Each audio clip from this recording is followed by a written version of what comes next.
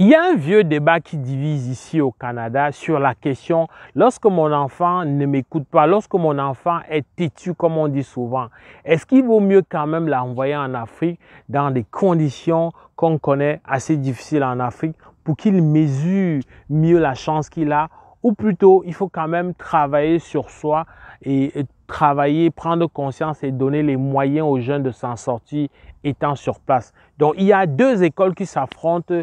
L'ancienne école et l'école conservatrice qui vise à dire non, on va quand même le faire un tour en Afrique, même pour une année pour qu'il mesure.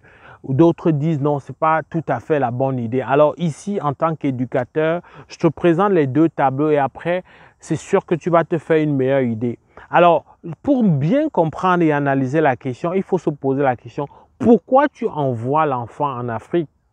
Est-ce que c'est parce que tu n'as pas des outils? Est-ce que tu prends conscience qu'envoyer en Afrique, c'est parce que tu estimes qu'ici, tu ne peux pas utiliser de la violence, tu ne peux pas utiliser de l'intimidation, parce que ce n'est pas des outils qui marchent, parce qu'autour de toi, ce n'est pas accepté, ce n'est pas pratiqué. Est-ce que ce n'est même pas quelque part une sorte de faiblesse? Maintenant, mettons-nous dans le cas où ça n'a rien à voir, ou peut-être tu vas dire que tu n'es pas assez présent, tu travailles très dur pour eux. Ça aussi, c'est noble, ça aussi, c'est légitime. Par contre, quand tu envoies en Afrique, tu envoies chez qui? Chez ta soeur, chez ton frère. Mais c'est sûr que ton frère ou ta soeur a beau t'aimer, ou ta tante, ou même tes parents, ça ne va pas être l'éducation que toi, en tant que le parent même de l'enfant, aurait pu donner.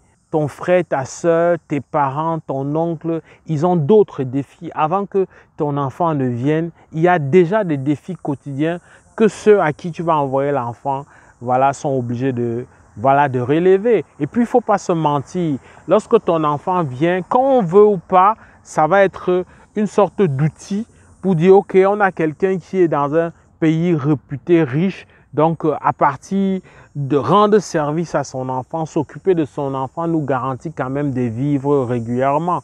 Il faut qu'on se dise les vérités. Et vu sur ce plan-là, il y a un calcul qui n'est pas tout à fait sain. En tout cas, ton enfant, dans ces conditions-là, ne va pas passer en premier, ça c'est sûr. Parce que l'égoïsme qui est inné en chacun de nous veut qu'on mette d'abord en avant ses propres défis, ses défis prioritaires. Et quand bien même l'enfant aura grandi, aura fait une année ou 2 années, ou je ne sais pas combien dans ces conditions-là, quel est le résultat final? Alors, est-ce que tu as pensé à comment le jeune se sent? Il s'agit d'enlever, d'isoler le jeune, de l'éloigner de ses frères et sœurs, éventuellement de ses parents. Donc, il y a comme un sentiment d'abandon, il y a comme un sentiment de distension. Le jeune va être blessé dans son amour-propre. Ajouté à ça, il s'agit pour lui d'être brutalisé, d'être violenté par un changement complet de système. Il s'agit donc de mettre le jeune dans une société ou dans une ambiance où les intrigues sont les outils les mieux utilisés, la violence verbale ou des pratiques vraiment peu recommandables sont autant de choses qui vont éduquer les jeunes et vont venir consolider, voilà, ce mauvais comportement que tu as remarqué chez le jeune. Alors, à côté de ça, si tu as le jeune ici, il y a carrément un sacrifice à faire. Si tu choisis de maintenir ton jeune plutôt ici sur place, il faut que première étape, tu réalises que le jeune a besoin de toi. Il faut que tu réalises que quelque part, il y a quelque chose qui n'a pas été fait par toi. Il faut que tu réalises éventuellement que tu as mis plus de temps à chercher beaucoup d'argent pour qu'il soit bien. Parfois, tu mets tout ce temps-là, toute cette énergie et tu es absent pour que l'enfant soit peut-être dans une très bonne école privée qui coûte cher, que l'enfant ait des vêtements vraiment corrects, que l'enfant ait une allure vraiment d'un enfant sur le plan matériel, sur le plan superficiel, d'un enfant vraiment qui est assez soutenu. Que non, parce que le jeune, malheureusement, la réalité, c'est qu'il faut travailler sur ta présence. Il faut travailler sur comprendre le jeune. Et au lieu de mettre tout ce temps pour chercher de l'argent, il vaut mieux prendre conscience et t'investir toi-même. Parce qu'en t'investissant toi-même, c'est la solution la plus efficace de loin par rapport aux éducateurs spécialisés qu'on peut te recommander. Pour l'éducateur spécialisé, c'est une job et ça se limite à là. Ça va rester un travail pour lui, pas plus que ça. Toi, il y a un enjeu, un devoir. Donc, tu as compris très vite que en tant qu'éducateur, j'ai un penchant très clair et mon penchant vient aussi s'adosser sur les statistiques. J'ai eu, pendant mon parcours d'enseignant ici, l'occasion de rencontrer plusieurs Africains de plusieurs pays différents, que ce soit l'Afrique centrale, l'Afrique de l'Ouest, etc., même l'Afrique anglophone. Mais ils sont plusieurs qui m'ont avoué avoir fait un tour en Afrique et qui m'ont dit très clairement que ça n'a rien arrangé. Au contraire, ils sont eux-mêmes les premiers à reconnaître que ça a plutôt cristallisé le mauvais comportement.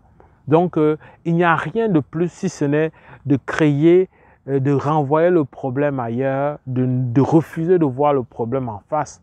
Donc, il va falloir que si tu choisis de t'installer ici, comme c'est le cas, ben, il faut que tu prennes conscience que oui, il faudra trouver du temps pour aller chercher de l'argent et nourrir ta famille. Et Dieu seul sait que c'est de plus en plus primordial, important dans cette société qui devient de plus en plus difficile sur le plan économique. Mais à côté de ça, il faut que tu travailles ce côté. Tu dois absolument faire en sorte, tant que tu as un jeune qui n'a pas atteint la majorité, tu dois travailler sur faire en sorte d'affronter ces problèmes, de ne pas déléguer les problèmes de ton enfant à quelqu'un d'autre, de les affronter. Et la première manière d'affronter efficacement, c'est de prendre conscience de tes manquements, c'est d'identifier tes insuffisances, c'est de ne pas repousser le problème aux autres, de ne pas mettre la faute sur d'autres personnes, ton conjoint, ses amis à l'école, etc.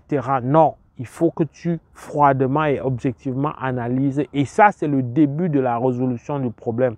Je termine la vidéo en insistant sur le fait que tu ne peux pas sous-traiter le problème de ton enfant, que ce soit pour la famille en Afrique ou alors pour l'éducateur spécialisé ici. C'est toi la pièce maîtresse. Et ta principale arme, c'est la présence. La principale arme, c'est l'amour. La principale arme, c'est la protection du jeune. Protéger le jeune, ben, c'est de lui montrer qu'on est avec lui dans tous les cas. C'est d'offrir des conditions quand même assez sécuritaires d'accalmie au jeune. Un cadre qui fait que le jeune se sente détendu, le jeune se sente accepté. J'espère que cette vidéo t'a plu. Si c'est le cas, like. Au plaisir de te retrouver dans le cadre d'une prochaine vidéo. Porte-toi bien. Boulot!